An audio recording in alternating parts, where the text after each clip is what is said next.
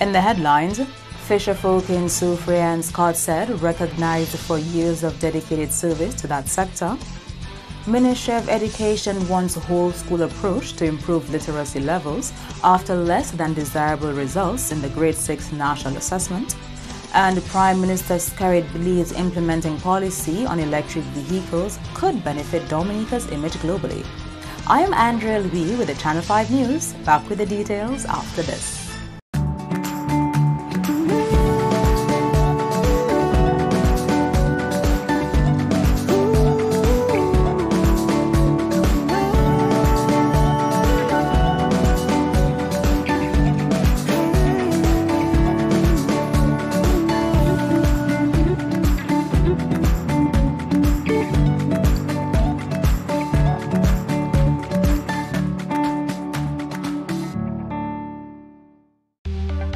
Here are some tips to reduce mosquito presence in and around your home. Keep water storage containers properly covered. Remove containers that can collect water from your surroundings. Keep garbage bins tightly covered. Pick up your litter and remove all tires from your yard. Keep gutters free of leaves and twigs to prevent stagnant water. Prevent Zika, dengue, and chikungunya. Fight the bite. This is a public service announcement from the Dominica Red Cross. This message is supported by Flow. Thank you for staying with us. First up, 5 fisherfolk from Soufriere and Scottshead have been awarded for their long-standing service to that sector. The Feast of St. Peter, commonly known as the Fisherman's Feast, was celebrated over the weekend in the fishing community of Soufriere as well as other coastal villages in Dominica.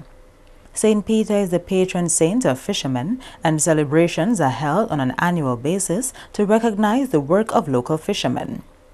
Over the weekend, 5 individuals were awarded for their dedication to the industry, namely Festus Thomas, the oldest active fisherman in the Soufriere community; Bernard Francis, the oldest active fisherman in the Scottshead community; Dorothy Thomas, longest-serving fish vendor in the Soufriere community; Eustace Johnson for the biggest catch of the season in the Scottshead community, and Delbert Xavier, biggest catch for the season in the Soufriere community. During the celebration, PDV Caribe also donated an organ to the Soufriere Catholic Church. Venezuela's ambassador to Dominica was on hand for the presentation. On to matters of education. Primary schools around the country have been advised to adopt a whole school approach to improve literacy levels. The call came from Chief Education Officer Melina Fontaine. Fontaine pointed out that schools which performed poorly at this year's Grade 6 National Assessment have a root problem of below-average literacy levels among pupils. She encouraged these primary schools to place special attention on literacy in the upcoming year to ensure better results at the National School Leaving Exam. An analysis of the data shows that schools with significant levels of underachievement must make an effort to boost their literacy levels, as this affects performance in all other subject areas. Although we have seen a decrease in the number of students who are receiving Ds and Es, we expect all schools to continue the effort to increase performance. The schools with significant underachievement will be expected to review and revise the literacy component of their school development plans so that they can give focused attention to that area in the new academic year starting in September. This must be done for the performance of their students to change. Meantime, Senior Education Officer responsible for curriculum, measurement and evaluation says there was an overall decline in this year's results compared to last year's. So for this year, we found that the mean scores in each area are as follows. Language arts overall mean was 38.1, language arts 2, which is the composition, 25.7, mathematics 36.78, social studies 28.3, and science 30.91. As we can see, that is a slight decline from the previous year, when it was 38.2, 25.38, 37.84, 30.6, and 32.73. So there was a slight decline in performance. Despite the drop in performance levels, girls continue to outperform boys, which has been a characteristic of these exams over the years. What we see here is that the girls outperform the boys. So if we look at both of them on the lower end, we have more boys scoring low scores.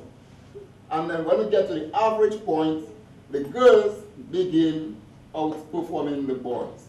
So the girls always have the highest scores than the boys. And this is something that has been happening for years. Okay? So we see the girls get more of the scholarships, more of the bursaries than the boys. A total of 835 pupils, 441 boys and 394 girls wrote this year's Grade 6 National Assessment. In other top stories, Dominica to develop a policy on electric vehicles in the country. Prime Minister Roosevelt Garrett says talks are ongoing to formulate the policy which will be in the best interest of citizens. We're also looking and discussing with stakeholders the possibility of articulating a policy in respect to electric vehicles for Dominica, and looking at the tax regime and to see how can we facilitate a greater interest by our citizens utilizing electric cars in Dominica, ensuring that we can reduce on the cost of it with regards to the taxation. The focus on electric vehicles will be an added boost to Dominica's image in the international arena. And I believe that if we're able to agree as a nation on this, this would mean a tremendous boost for our image globally as a small nation. Because we saw the tremendous international coverage we got in respect to the banning of styrofoam containers. And I must tell you, we did not pay for anybody to write these articles for us. They were organically prepared and disseminated. So we're going to be moving towards the policy of facilitating the introduction or the prevalence of electric cars in Dominica. On the political scene, Prime Minister Garrett's wife, Melissa Poppons Garrett, has hinted at some of her plans for the city of Roseau. Mrs. Garrett will contest the Roseau Central seat on a DLP ticket at the next elections.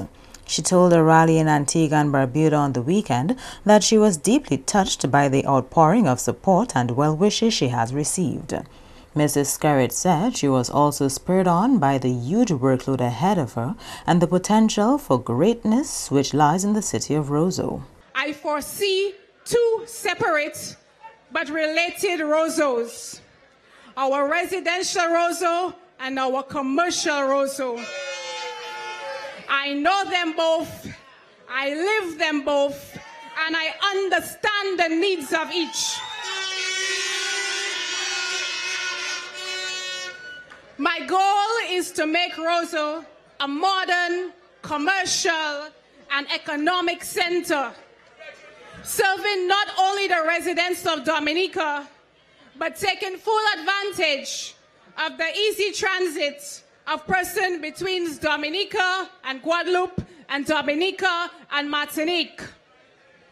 These two departments of France are geographically in the Eastern Caribbean, and I want for Roseau to be the natural, cultural, economical, and entertainment link to these islands. Mrs. Garrett promised to outline her plans in greater detail at her formal launching and encourage her audience to play an active role in the upcoming election as provided for in the Constitution. The Prime Minister has made clear repeatedly that there will always be a role for overseas Dominicans in the development and functioning of Dominica. And so I want you to answer the call. I want for you to step up and step forward. I want not for you to be intimidated, but to stand as citizens of Dominica and to demand a say in what is happening in your dear land. Do not let anybody fool or confuse you. An American is an American.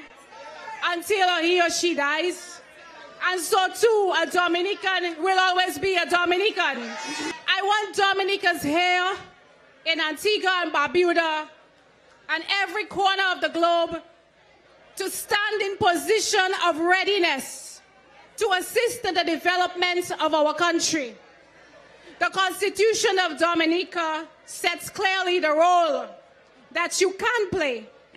I am saying this evening, it is a role that you must play. You are watching the Channel 5 News. Stay tuned for more after the break.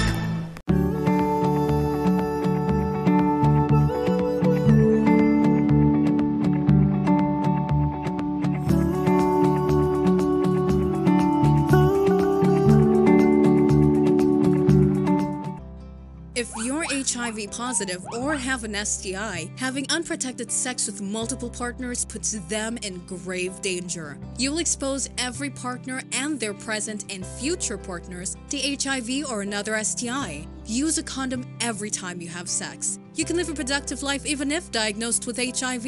Remember, early detection is key to your survival. Be responsible, protect yourself and others. Help stop the spread of HIV and other STIs.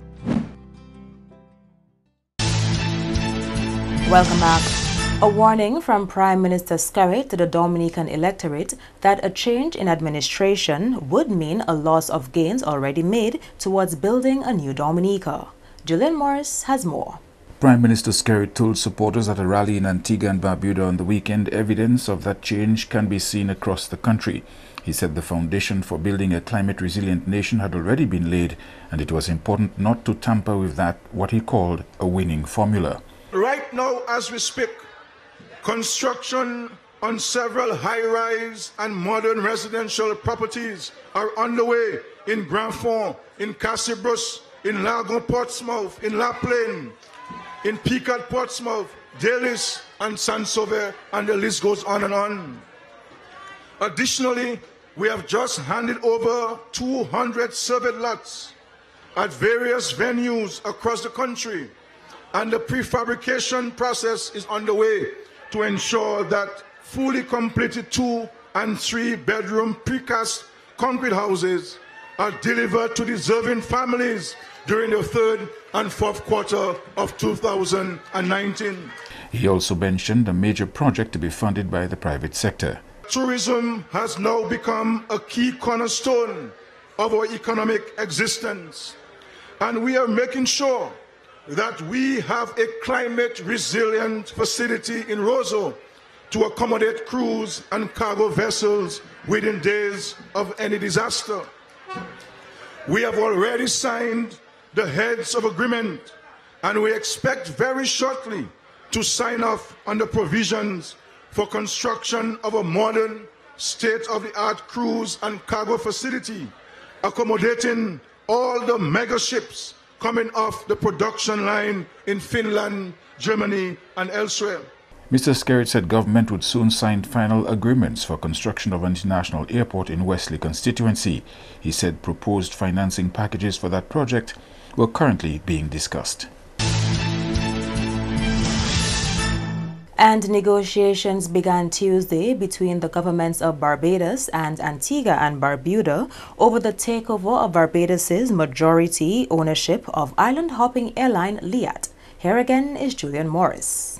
Barbados today is reporting teams from both countries met for talks a week after Barbados's lead negotiator, Attorney General Dale Marshall, revealed he had tried unsuccessfully to arrange a previous meeting with Liat officials to discuss the details surrounding selling its 49.4% stake to the Gaston Brown administration.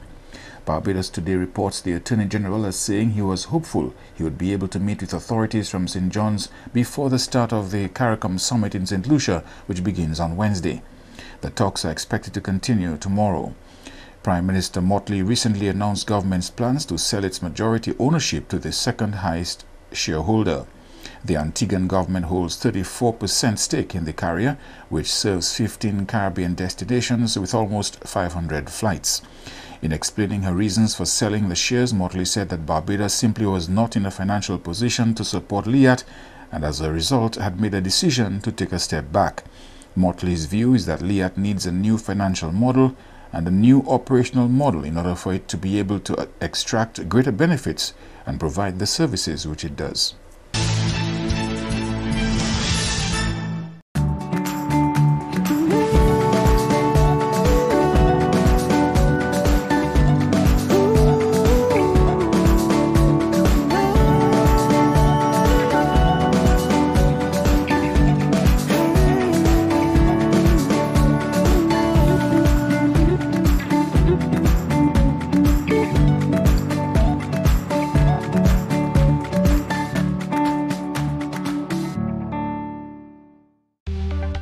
Here are some tips to reduce mosquito presence in and around your home. Keep water storage containers properly covered. Remove containers that can collect water from your surroundings. Keep garbage bins tightly covered.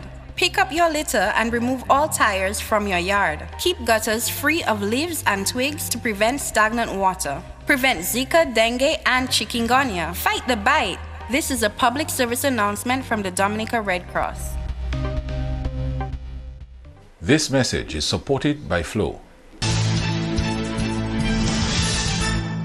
To end the news, the headlines again. Fisherfolk in Soufriere and Scott said recognized for years of dedicated service to that sector. Ministry of Education wants a whole school approach to improve literacy standards after less than desirable results in the Grade 6 National Assessment. And Prime Minister Garrett believes a policy on electric vehicles could benefit the country's image globally.